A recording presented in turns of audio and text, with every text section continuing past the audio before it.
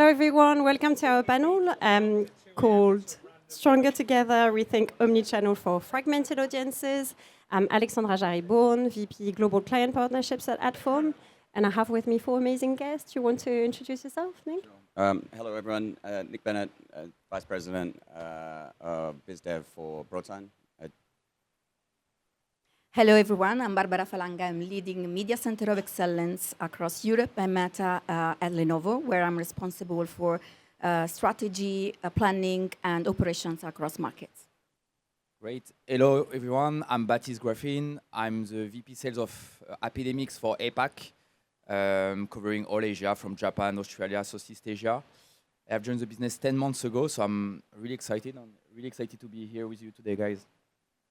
Hi everyone, very happy to be here today, so thank you so much for having me on the panel. My name is Anne, I head up the global programmatic sales team at Poly. Thank you, guys. So as you all know, media consumption is very fragmented. Audiences move from one channel to another, whether you're passing down the streets, looking at billboards, while listening to a podcast, or watching TV at home, while making an order online. So yeah, different channels are everywhere all the times, and for brands, it brings both complexity and opportunities. And this is what we're going to talk about today. We're going to see how advertisers are combining channels to achieve better reach, engagement, and outcomes, from digital out-of-home emerging to a good companion to CTV, to audio platforms expanding into full funnel videos. We're going to try to share best practices, real-life examples of what effective omni-channel planning is looking like. So my first question is for you, Barbara. And please, others, feel free to jump in. As a brand, how are you navigating the complexity of omni-channel planning today? How do you decide what the right mix is for each channels and the role they should play? And what do you think should change in our industry? Okay, so from a brand perspective, I would frame this as a maturity journey, meaning that the focus is today from a channel orchestration to experience orchestration, meaning that user journey is not channel focused, but it's fluid across different environments, right? So, for example, from CTV at home to mobile to experience outside, for example, retail media or digital out of home. So I really think that our role is really to design connected journeys rather than single plans. In practical, what does this mean? That we should shift from channel-first approach to audience-first approach in our planning first, and then give specific role to each channel in the funnel. For example, CTV is great for emotional storytelling, and digital out-of-home is great for high exposure and contextual environments, while digital is for precision and scaling. Then we need to make sure all those channels work in sequence and not just siloed touch points, right? So what needs to be changed, to be honest, I think the first thing is the convergence of measurement, meaning that we still measure each channel differently, right? And this is leading to different learning, fragmented learnings and decisions. So what I think should be focused more on is the shared measurement framework, impacting more on the total brand rather than single KPI channel. And then on the other side, we have the operating model. So even if we have an integrated and omni-channel strategy, we need to make sure that the execution is orchestrated and integrated as well, while it's still happening some, siloed execution across teams, partners, or even buying platforms. So I think we should have more buying and planning platforms where planning, buying, and execution, even optimization, are connected. I think maybe if I can, I love everything you've said, by the way. I think if I can add to that and maybe give the view from the supply side. We've spent a lot of time, obviously, with marketers like you, with our agency partners, at Spotify, and listening to all of that and that kind of craving for automation and integration, we made a big move towards programmatic a couple of years ago when we've launched our own ad exchange. And so that was a way for us to bring all our inventory, audio, video, display, podcast, into programmatic pipes with partners such as Adform in particular. And I think the fundamental shift that has created is that audio, video on Spotify now lives into the exact same pipes as other formats, right? You mentioned CTV, out of home. It's never been easier for a buyer today to sit into their DSP and then to have all these channels orchestrated together with the same buying pipes, the same identity framework, so that you have kind of one unified targeting strategy across the board. And then most importantly, the same measurement frameworks, which is absolutely key. I don't think we're fully there just yet, but I think we've made a lot of progress into that direction. So I think tech is what, and programmatic in general, is really what's underpinning everything you've just mentioned from a kind of brand and marketer standpoint. I really like it. And I think if I zoom out, I love your zoom in. I think in our world right now, it's clarity. It's like, if we take even a step back, is what do you want to achieve? What do you want to do with this? And I think after there is different combination, like as you mentioned, different channel there and there, and I think you have multiple good answers. But yeah, what do you want to achieve? And then apply this and with different variable. Maybe you can go with this scenario, but you have like the variable of the cost that is important for you, the variable of the creative that is important for you. So you decide to take this platform and this channel at the end. Even if you have other options, but this scenario will help you to achieve your end goal. And that's the most important. So I think, yeah, clarity, and I think in the next couple of questions, we'll talk about that. But yeah, advertiser, agency, and it's not easy, are overwhelmed by what is trendy or what the competitor are doing. So yeah, so if they are doing 40% social, I should do 40% social. Like I can't take any risk. I come from APAC, which is like a region and a culture where people don't really want to take risk, like because they don't want to fail. The word like failure is a big word. For instance, Japan. So they would prefer to do something like the competitor, even if they know it's so-so, but at least who? Like, it's worse for them to lose than take the risk to win big time. So, yeah, I will. So maybe from region to region, the approach is different, but I would say clarity, what do you want to achieve? What is your end goal? And personally, I apply that in my life. That's why I moved to measurement I was doing quality media for 12 years. I'm passionate about doing a great creative, great media environment, delivering this. I wanted to measure because I really believe that if you don't measure, what will be your strategy? What will be your scenario? Then if you don't have that, how you can measure success or failure, how you can apply the next step to try to win and get better progress along the way. So that's my mindset, and I'm happy, guys, to have joined Epidemics 10 months ago. But yeah, so I'm trying to share my vision on measurement. Thank you. Now let's talk about complementarity. Nick, let's start with digital out of home. How are you seeing digital out of home evolving next to the other channels like CTV, audio, display, etc.? Yeah. I mean, digital out of home is inherently one of the oldest, if not the oldest, media channel out there. But if you look at the modern version of out of home now, it's really sort of emerged as the connective tissue in a lot of cases for marketers.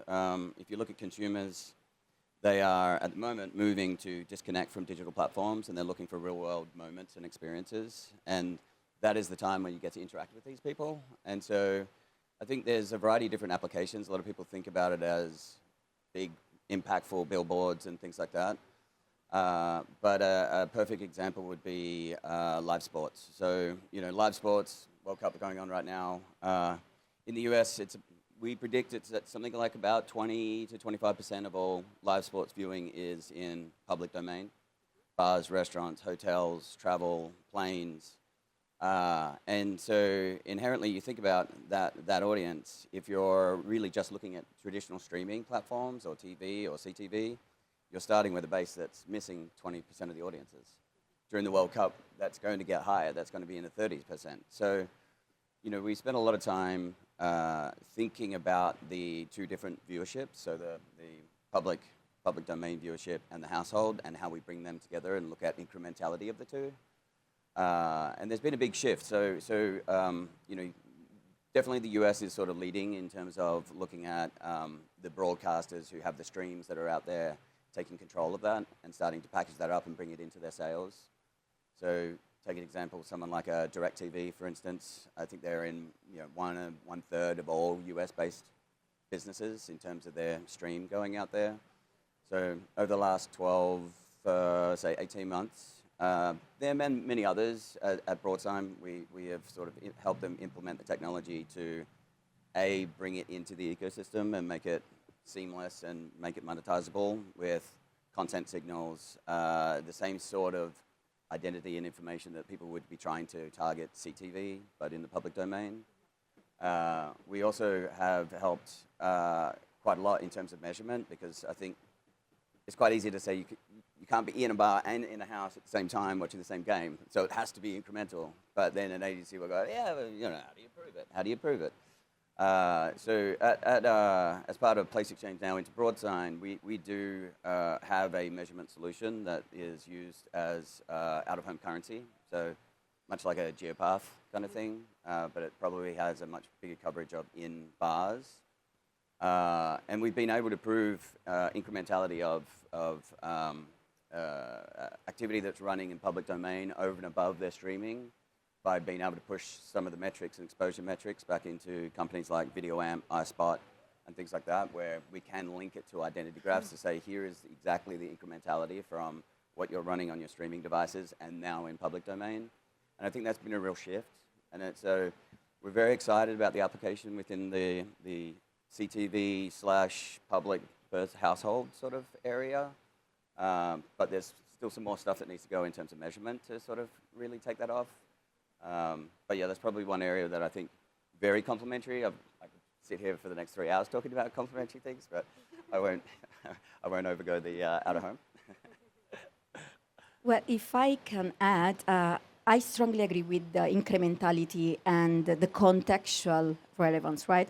And I think the true value for both digital out-of-home and audio is really the ability to connect with programmatic and data-driven systems. Because, you know, both digital out-of-home and audio shifted, you know, their role, and they are revolutionary, changing everything. For example, digital out-of-home is not static anymore, but it can be adaptive and contextual driven. While it represents honestly the bridge across digital and offline journeys, and it can be connected with the digital activation and the CTV, so even better. While audio is now shifting from pure awareness to attention and performance. Exactly. So, and I think this is really important because audio especially is able to reach and help brands to reach the audiences in a high important moment for them, especially moments where they are close to action, browsing, commuting, shopping. Shopping is a big one. Yes, yeah. Exactly. So I think that from a strategic standpoint, adding those channels in the integrated plan is a real value. But we should also understand when and why they are adding this incrementality. Yeah, absolutely. I could not agree more. I think to a couple of points that you've made, like one, audio is definitely reaching people in specific moments. It's a very intimate relationship. It's a one-to-one. A lot of the consumption happens with headphones, meaning that you're very much like consuming exactly the content that you are intending to engage with. We talk a lot about fandom at Spotify, and we think about fandom as in like intersection of intent and attention. Because when you come on Spotify, you don't just consume content that's being pushed to you. You come to listen to your favorite creator, favorite artist, favorite podcaster, for instance. And I think that's a fundamental element of audio consumption and how personal that is. And then in terms of complementarity with other channels, I think there may be a couple of ways to think about it, right? One is just like pretty straightforward incremental reach. We know that we've done, we do yearly studies with Nielsen to understand how Spotify plays alongside TV, radio, social media, for instance. And we know that if you take the US as an example, Spotify brings 26% incremental reach on top of linear TV, 27% incremental reach on top of radio, 22 on top of social. So that's, I think, as a base, that's already a very interesting data point to think about as a marketer. And then to your point about the role of audio changing, definitely, I think audio was historically very much a branding format, right? And when audio moved into programmatic pipes, it roles in the funnel has changed, and we're now seeing audio playing a very important kind of impact and role for like mid-funnel and lower funnel campaigns. We've again launched the Spotify Ad Exchange about 18 months ago now, so we have a good amount of data now to understand like how audio performs on omni-channel campaigns. And we've run a meta-analysis over like the last 18 months, and what we've seen is that audio added onto an omni-channel campaign reduces the cost of unique household reach by nearly 10% and the cost per action by over 40% consistently. And I think that's the best proof that when marketers start thinking of audio as a full funnel tool as opposed to just kind of branding and upper funnel, audio delivers. And I also check on our dashboard over like a benchmark of 35,000 study and like almost million of like data points. It's through DOH and audio combined with other channel increase like the performance on brand metrics. So you mentioned other metrics, but on brand KPIs, it increases when those two channels are mixed with other ones. So yeah, interesting. And do you have, guys, do you have any case studies, like cool things that you have been doing recently to share with us? I'm happy to like start with one that's very topical with like soccer and everything that's going on now. And it's not so much a case study, but something that we've seen change in the way that brands and marketers are thinking about Spotify and audio. I think like we've seen around like the soccer competition, marketers think about audio in a layered way that we've never seen before. Meaning that they came to us thinking of like different targeting strategies that range from contextual alignment, kind of around like playlist and music genres, thanks to the insights we were able to give them about the Spotify audience and like soccer fans in particular on Spotify. Adding on some audience segments as well for like the core audience and like hardcore soccer fan or like sneakerheads or like depending on the clients.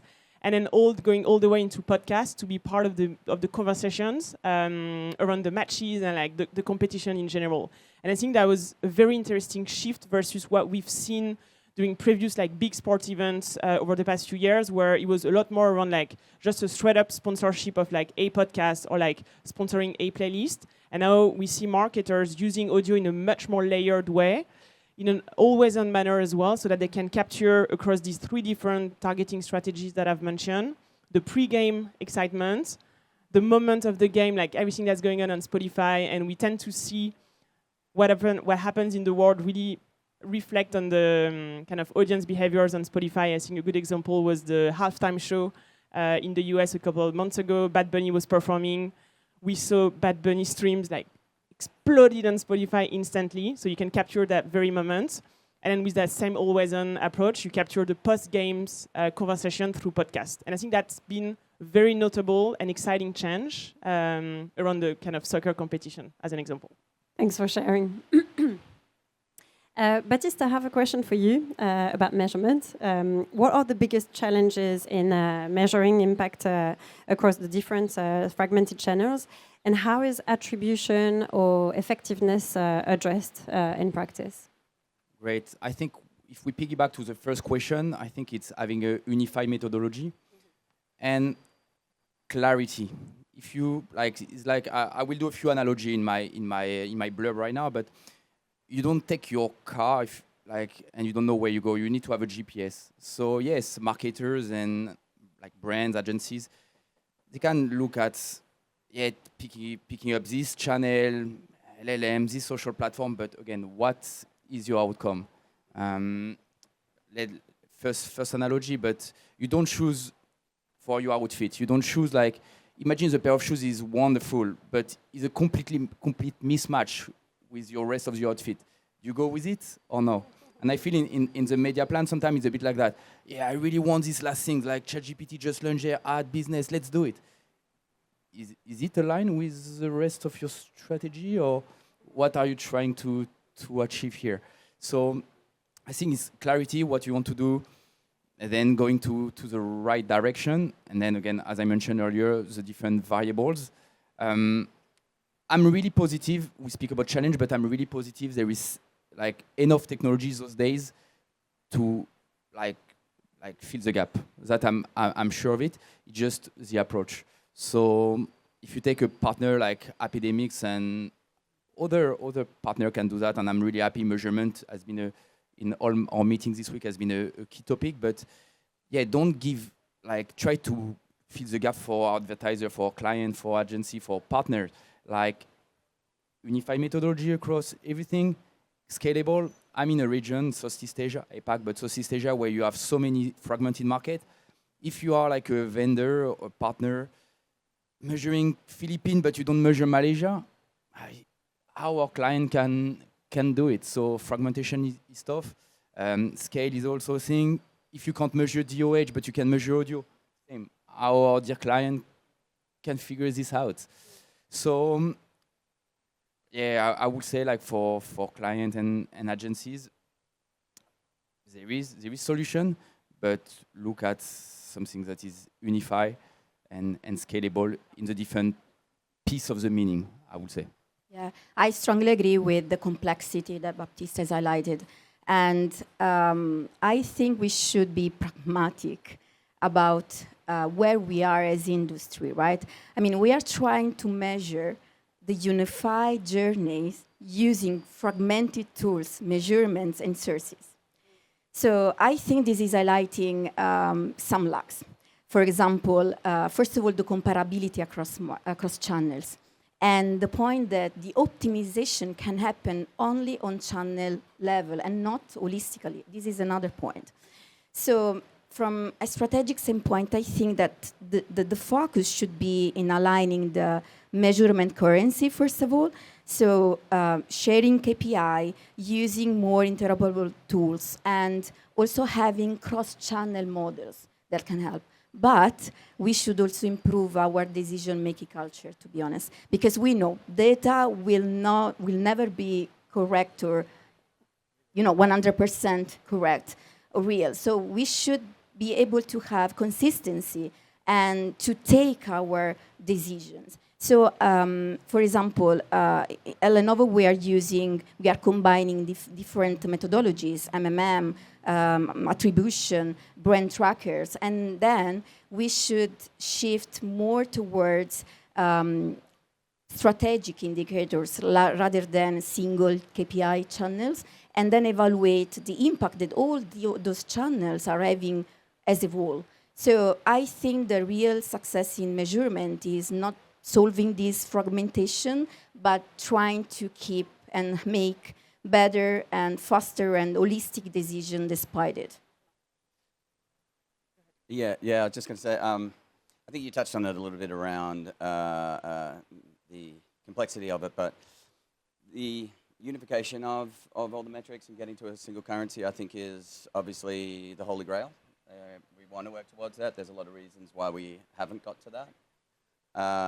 But I think maybe trying to solve it as an industry-wide versus getting down into what's really important for the individual brands and the brands having a true north, I think end up sort of sending down the path of progress over perfection.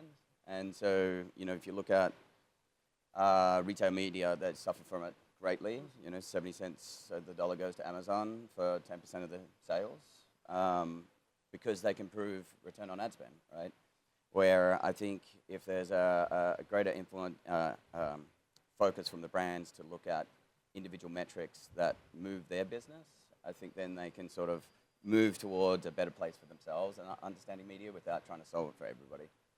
Yeah, I agree with that. I think that there's probably complementarity in the two approaches, and we since we've went all the way into programmatic and automation, I think we're spending a lot more time with individual brands and clients to really understand what matters to them, how to best leverage the platform, and also building, because it's an ever-evolving landscape, a learning agenda, where are we today, what do we want to get to in 6, 12, 18 months, And within these conversations, there are kind of two different approaches. One is what can Spotify give in terms of depth of measurement on our platform through the vendors that we partner with in a direct fashion, and that's how you go really deep into Spotify specific measurements.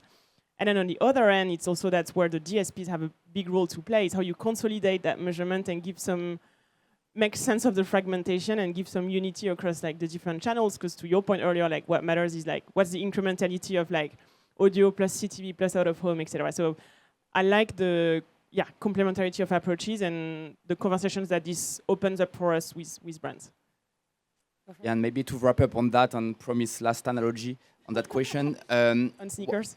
What helped me a lot to understand that, and maybe it linked to everything you said about metrics, is I see a pyramid here. And at the top, you have the brand metrics. And brand metrics, 50 years ago, 60 years ago, the classic marketer, David Ogilvy and things like that, were speaking about that. But in our era of digital, I feel for the last 20 years, we created metrics, which are great. But for me, they are part of the variable I was talking about. Like recently, the attention, viewability for years, still right now, this impression, things like that, great. They are part of the pyramid, right? Important to take care of. But at the top, we should look at the Graal, like what does it do to your brand? And after, of course, there is awareness, purchase intent, etc. But everything is linked to your brand. And personally, when I talk with my client, agencies, partner, I see this really clearly, so it helped me to map and guide them. But yeah, it's tough and everything new that get released for me are part of this pyramid, but never at the top. You always have the brand matrix. So yeah, that's my opinion. Thanks for sharing. Last question to all of you guys. If you had one word to describe what matters most in a successful omnichannel marketing story today, what would it be?